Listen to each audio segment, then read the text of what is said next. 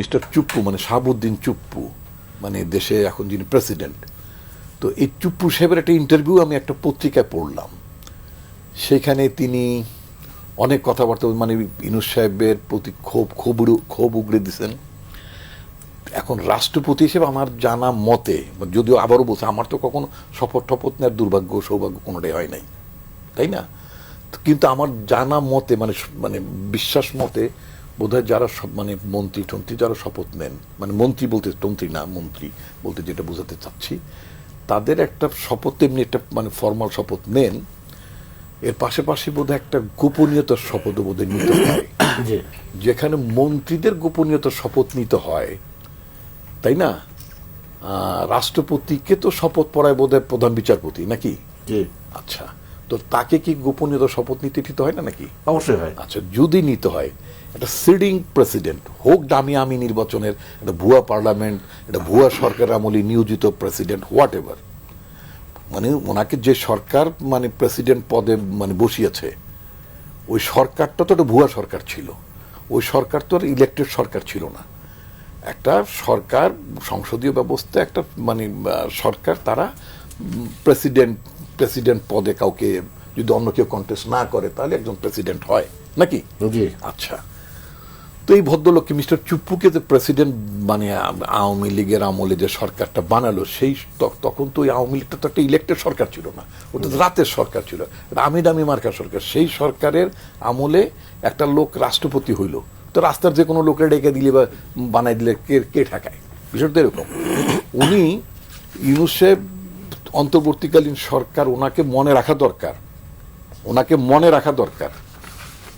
আমি কথাটা কিন্তু আমি দলের লোক হিসেবে বলছি না, আমার তো একটা ভিন্ন পরিচয় আছে, আমি একজন সংবাদকর্মী সেই হিসেবে বলছি, যেটা একটা সংবাদপত্রের নিউজ। ওনার মনে রাখা দরকার ইউনূস সাহেব ওনার মতন হাতে টানা কোনো মানে হ্যান্ডপিক মানে কোনো ইয়ে ছিল না, চিফ অ্যাডভাইজার ছিল না। বাংলাদেশের জনগণ আন্দোলন সংগ্রাম করে একটা গণ-অভ্যুত্থান সংগঠিত করে, সেই গণ-অভ্যুত্থানের পরিণতিতে শেষ পর্যায়ে জনগণের আকাঙ্ক্ষা একটা সরকার গঠিত হয়েছিল, ঠিক আছে?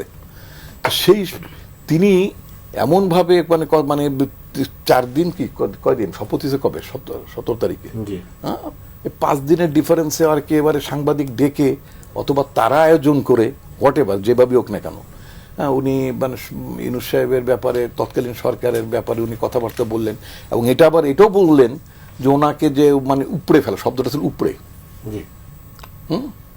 তো উপরে ওনাকে উপরে ফেলার যে চেষ্টা হচ্ছিল বা ষড়যন্ত্র হচ্ছিল, ওনার ভাষায় ষড়যন্ত্র তো মানে দিনের বেলা হয় না বা প্রকাশ্য হয় না, মানে এটা একটা অ্যাটেম্প ছিল, সোজা কথা, মানে ওনাকে ওখান থেকে সরানোর।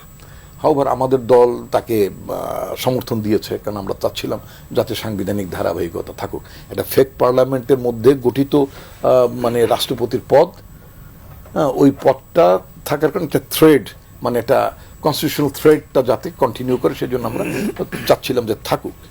আচ্ছা, বাট তার মানে এই নয় যে উনি সেখানে সেনাবাহিনী 3 বাহিনীর প্রধান নিয়ে কথা বলছেন, যে 3 বাহিনী থেকে তাকে আশ্বস্ত করা হয়েছে, বলছে যে আপনি সর্বাধিনায়ক। বিএনপি থেকে আশ্বস্ত করা হয়েছে। বিএনপি তো পলিটিক্যাল পার্টি, বিএনপির তো কোনো লাইবিলিটিস নাই। বিএনপি রাজনৈতিক দায় থেকে বিএনপি বলতেই পারে যে তারা মানে দেশে সম্মতি এই বিষয়ে আরো কথা বলতে চাচ্ছেন না?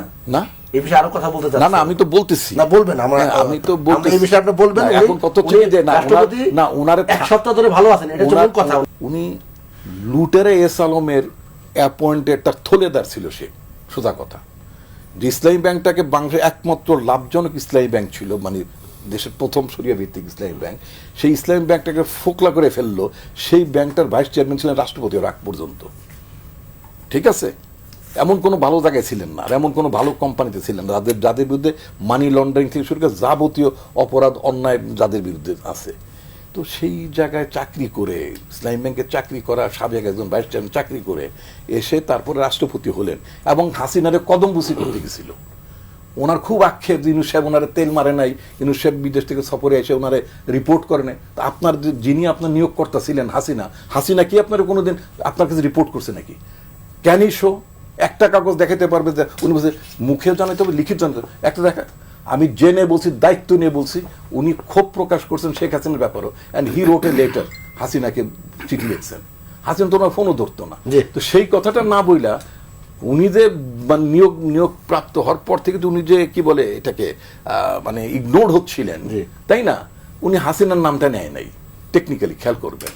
আবার মিথ্যাচার করছেন, আমি শব্দটা মিথ্যাচার বলছি, মানে অসত্য বলেন নাই, আমি মিথ্যাচার বলছি। ভাষা বলতেছেন না। আমি তো পার্লামেন্টে নাই ভাই, যদি আপনার এটার নাম হলো মানে পাবলিক পার্লামেন্ট, আমি তো ওই আসল পার্লামেন্টে নাই, ওই থাক গেলে আমি অসত্য কথা বলবো। উনি মিথ্যাচার করেছেন যে আগের লোকেরা মানে আগের প্রধানমন্ত্রী নাকি ওনার রিপোর্ট করতো। Can he show single paper? Not at all.